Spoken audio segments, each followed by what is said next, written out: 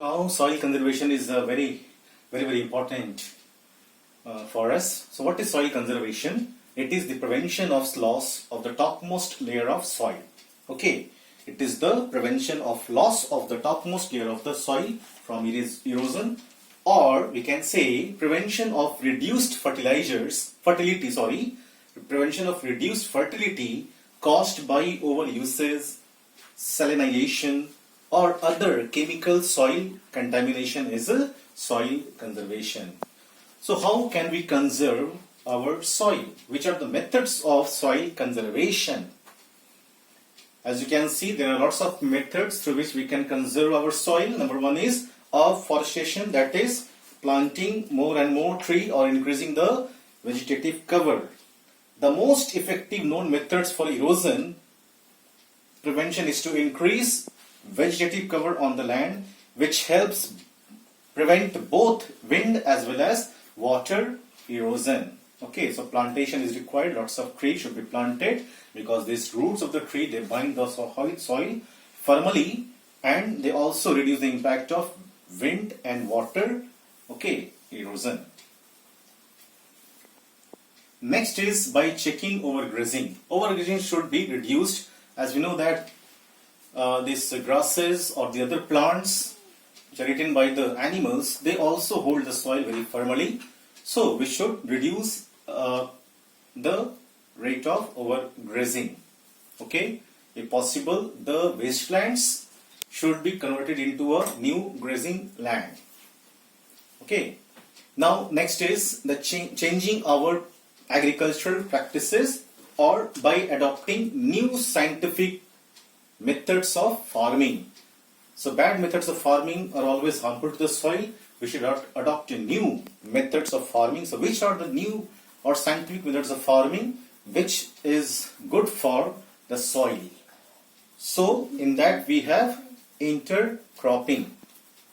Intercropping. In this method, different crops are grown in alternate rows and are sown at different times to protect the soil from rainwash. So different crops, they take different nutrients from the ground, and they are also sown at a different time. Next is terrace cultivation or terrace farming. This method of soil conservation is mainly used on the steep slopes. In this method, broad flat terraces are made on the steep slopes to cultivate different crops. These terraces control surface runoff and soil erosion. Next is strip cropping. Now large fields, if the fields are very large, they can be divided into different strips of grass, then they are left to grow between the crops. This break up the force of the wind.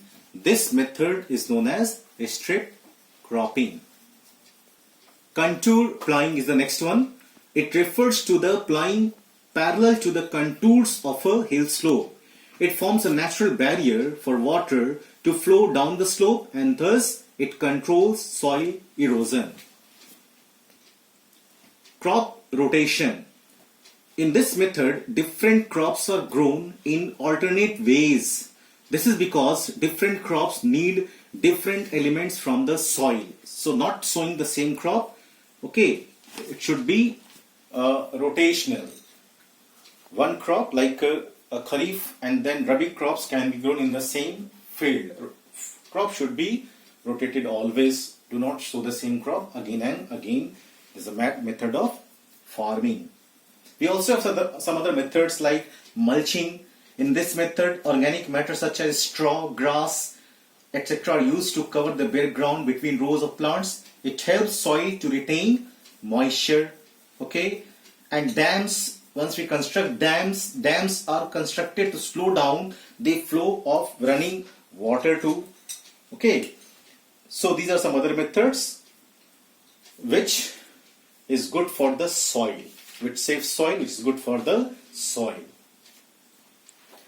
Now shelter belts, they are also called the windbreaks. They are rows of trees and shrubs that are planted along the edges of agricultural fields to shield or to protect the field against wind. Okay. Now, next is less use of chemical pesticides and fertilizers. As we know, these pesticides and fertilizers in long run, they affect the quality of soil. So therefore, in place of these chemical pesticides and fertilizers, biofertilizers, manures that should be used, which are good for the soil, they also are biodegradable. Okay, so we should try to use less use of chemical pesticides and fertilizers. So these are, students, different methods of soil conservation. Okay. Now, some villages in our country have shown tremendous progress as far as afforestation, increasing the forest cover is concerned. Like the village of Sukhamanjari and the district of Jhabua, they have shown that it is possible to reverse land degradation. The tree density in Sukhamanjari increased from 13 per hectare in 1976 to 1,272 hectare in 1992. People's management is essential for ecological restoration. With people being made the decision makers by the Madhya Pradesh government, 2.9 million hectare or about 1% of India's land area are being greened across the state through watershed management. So these villages have shown tremendous progress, okay, and they have the government also worked for the forest, for the ecosystem, and as such the forest cover in these areas have increased. Now this is the end of the topic and also the end of the chapter 1. Okay, so the students, they revise the topic at home, and in the next class we will discuss some important questions. Thank you.